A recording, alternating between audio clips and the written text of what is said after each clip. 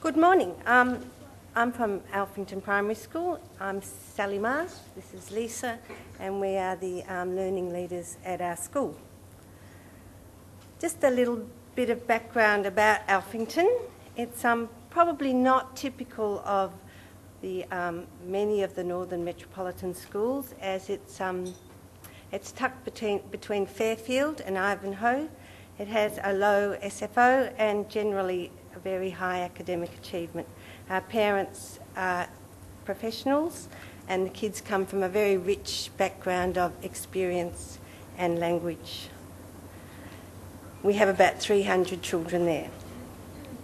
At the commencement of the AIZ, it coincided, fortunately for us, that we had a new principal and we were writing our strategic plan. So it all dovetailed together beautifully, really, in terms of timing.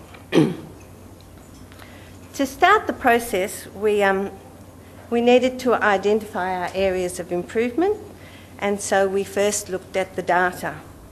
We looked at our AIM data, and then this year we've looked at our NAPLAN or NAPLAN data.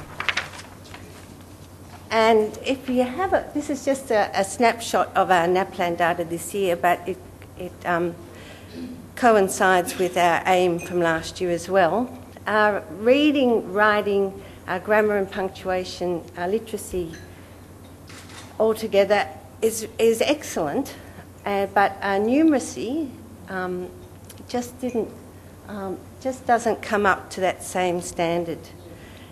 And also, if we look at this was also evident when we administered our torch test and our PAT maths at the beginning of the year, and it was really evident, although probably not as reliable data as the NAPLAN, that with the Stay 9s, many of our children reached Stay 9 on the reading comprehension test, but if you look at the maths, not so many. In fact, not many at all.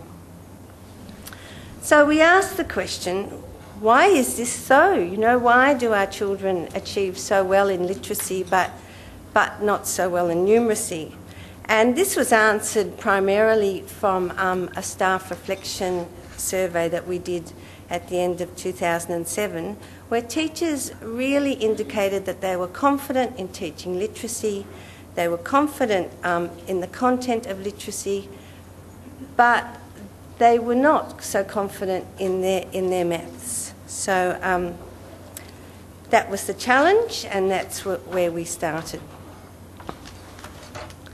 So Lisa and I worked together. We were lucky to have the project Thursday allocated to us, either to come to the project or to work together on the project back at school.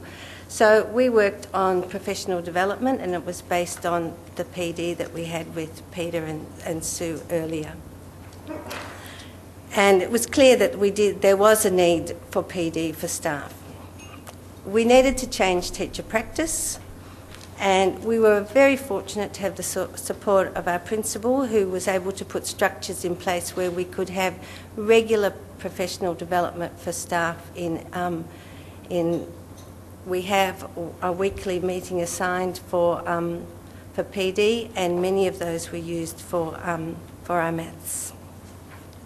So we started off with the guiding principles for lessons, which came from our professional development, which were finding out the students, well, we've had this already before, but what they know, making our goals explicit, having high expectations of their learning, communicating what they learn and their feedback.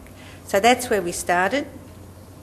And then we spent a lot of time with staff on the Launch, Explore, Summarise template. And staff worked together for a few hours planning their week's math sessions using that process, because we were looking for a consistency of practice in the school. And we have a consistency of practice with literacy, basically because of the early years and middle years model, but in classrooms, in maths sessions, everybody was doing different things. Some of them were fantastic, but some probably not so fantastic. So that was our starting point.